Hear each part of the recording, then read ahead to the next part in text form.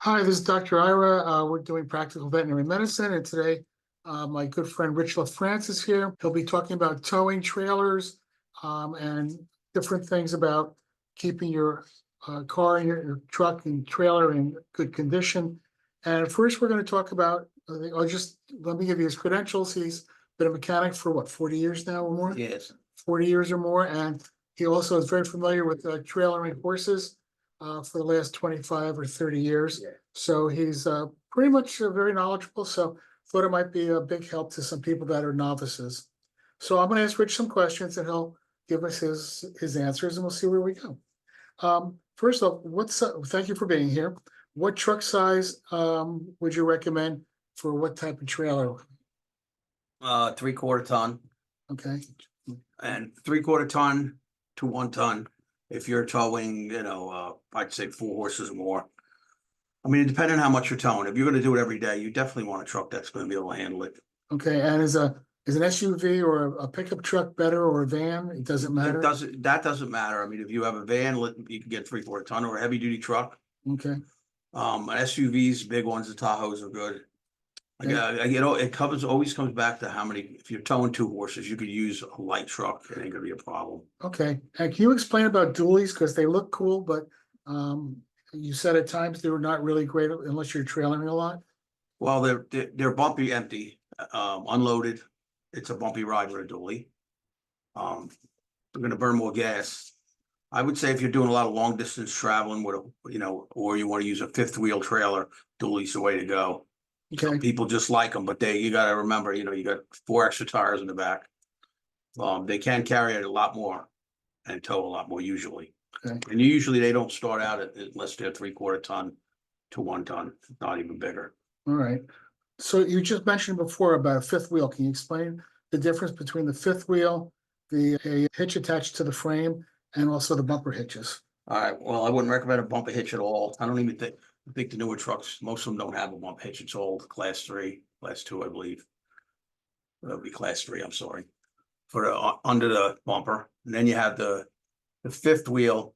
They're basically for the trail, the longer trailers that go over the beds. And they're secured to the frame. The newer styles are actually under the frame. They're covered so that when there's no load in there, you can actually use the bed. The older style, it was above it, and it was, basically you made your bed obsolete. But they got a lot of positives to it. You're going to tow a longer trailer with an 8-foot bed, so you got 8 foot of your trailer will be over the truck, which shortens the length of the truck, makes them easy to maneuver. And you can still store things in the bed. Yeah, you can put stuff in the bed. I mean, you can't go crazy, but yes, you can still store stuff in the bed. Okay. That's another one of them things where it all depends on what you're doing with it. If you're going to have a camper and a horse trailer, a lot of people are into that stuff now. But it's more of a preference, and how much you plan on towing it, or if you're planning on driving a lot. So if for me personally, if I was going to travel a lot, I probably would look into a 5th wheel. But if I'm not, you could pull from behind just fine with a 3/4 and up pickup. And a ball hitch? A ball hitch, yeah, in the back. Most of them are ball hitches in the back. You wouldn't use a pintle hook. That would be a 1 ton and over. So, but it's all basic common sense with that stuff. You're not going to carry a lot of weight with a trailer, with a 1/2 ton truck without wearing the truck out, and basically just beating the truck to death. You definitely want to get a truck that's suitable for towing. And we were talking earlier about the trailers, the size of the trailer. Also, it's important to find out what kind of axles are on it. Yeah, because sometimes they sell these trailers and they have light duty axles, or that can't handle the weight of what you're trying to put on them. A good example is those closed-in trailers. People think because they got a closed-in trailer, they could fill it with bricks. As long as it'll hold it, it'll tow it. That's not the case.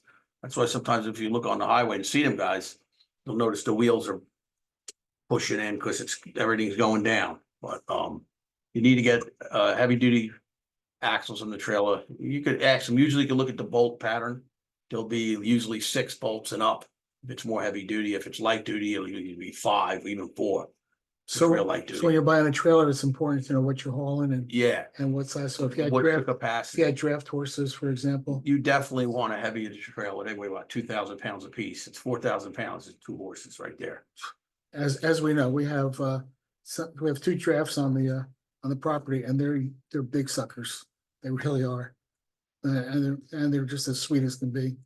How about stop, start, and turns with these? You gotta trailers? leave a lot more room when you're trying to stop. And you gotta remember, if you're towing, you have live horses on there. They're in there moving, so you want to start and stop slowly. Everything, they're in the back. So you got to give yourself extra room to stop. Besides the fact that people just treat trucks like that. They have, if it's a 18-wheeler, they think you got 18 wheels to stop. It's the same thing with a horse trailer, you got to give yourself extra room with people to be, cautious for yourself. And what about this with the turns? You have to make much wider turns. You have to make a little wider turns, or once you get experienced, you take a wider turn, put your blinker on early, let them know what you're doing. Most people understand, but some people just don't pay attention. So you have to be in control, drive defensively. I mean, like I said, another thing goes back to is you have live animals that are moving around in the back of the trailer. Now, when you put the horses in, are they all tied down to the sides, or They're clipped on the front and on their, on the halter? on their halter, and they usually got a feed bag, keep them calm. And the back's got a strap going across their butt. It doesn't really, it keeps them from backing up, but that's basically all. They're not tied down as far as tied to something they can't move. So if they got excited or they got upset because the way you're driving, Oh, it can yeah. easily cause some issues. Absolutely. They could jump around. They could break the strap you got on them. I mean, it ain't like it's a chain. It's usually just a strap. And I assume if you're not driving carefully enough, they can go down in the back, and then Yeah, they can you have a get, whole other problem. absolutely. Safety wise, you talk about safety with the trailer hitching it up Make sure you got enough air in all the tires on the trailer. Make sure they're where they're supposed to be. Always check the lights, plug in the lights and check them. Try to have somebody walking around. If not, you can do it yourself. Just, blinkers, hazards, everything, brake lights. Make sure your hooks are secure to your truck, your safety hooks. And the ball's secure. Usually with the ball, when it's locked down, there's a little clip you put through, and that tells you it's good. If that is not going to go in, it's usually not, it's installed correctly. And I assume if the clip's not in, that's definitely a potential hazard. Absolutely. And also not having the chains on. You got to have the chains on. So, all right. Now, what about the yearly maintenance on the trailers, the brakes, whatever else? I would say once a year you can check the brakes. If you're using it a lot, twice a year, but check the brakes, grease the axles, make sure the axles are greased. That's really all that you're doing with them. Using it, they're sealed. I mean, unless you got grease leaking out of the wheel, that's basically it. How about when the brakes, we've had issues with the hay truck, the trailer that comes when the brakes, It's different. Those are air brakes. those are air brakes. So they work off of pressure. And what Mhm. happens is if the pressure's below 60 pounds, I believe it is, they lock up automatically. So if it ain't, once it's sitting and they're hooked up, it's got to be over 60 and it releases. But sometimes from sitting a long time, that lever sticks underneath it. I don't think anybody we have dealing with that. It's a tractor trailer. That's a tractor trailer. Okay. And how about the maintenance on the truck itself? Just Just like you normally would do with oil changes whatever recommended by the manufacturer. Usually it's every 3,000 hours with me. That's what I would do. Always check the tires, make sure the tires and the brakes, make sure everything's working. I mean, you're doing a lot of braking. So make sure your brakes are up to par, or you've checked them. Tires and fluids, all your fluids are topped off. and overloading the trailer, you don't want to overload with the horses, because otherwise No. you wind up with issues with that. No, absolutely not.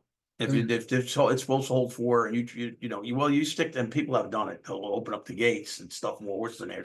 It's just dangerous Okay. for the animals. When you've trailed your horses with Tina, Rich's wife, showing, do you have any incidences that you had?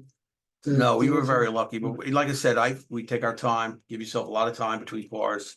Everything's got to be done like you're almost being overcautious, but that's where you have to do. Have a checklist. Yes, you have to be, and you can't drive like it's a sports car and get on somebody's bumper or any of that. We always took our time, try to look way ahead, for the turns or anything like, you gotta remember, if you can't turn around, it's a problem. And like I said, people don't give you any consideration to getting some horse in there.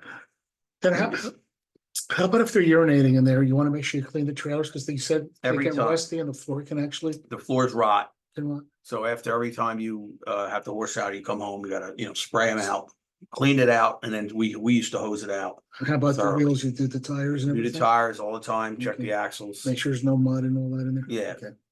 All right. Anything else that they should know about towing horses that we haven't covered? Basically, I think that's it. Okay, mainly safety is the big It's deal. safety. Safety's a big deal with the horses, and taking your time Okay. with towing, taking your time with them. It's a live animal. It's not like you got bricks back there. But True. But, all right, well, that's just a little bit of a synopsis of trailering and the things to look for. If you have any questions for Rich, you can contact him at Dr. Ira N. DVM@gmail.com. And I thank Rich for coming, and I hope this was informative. Thanks for being here.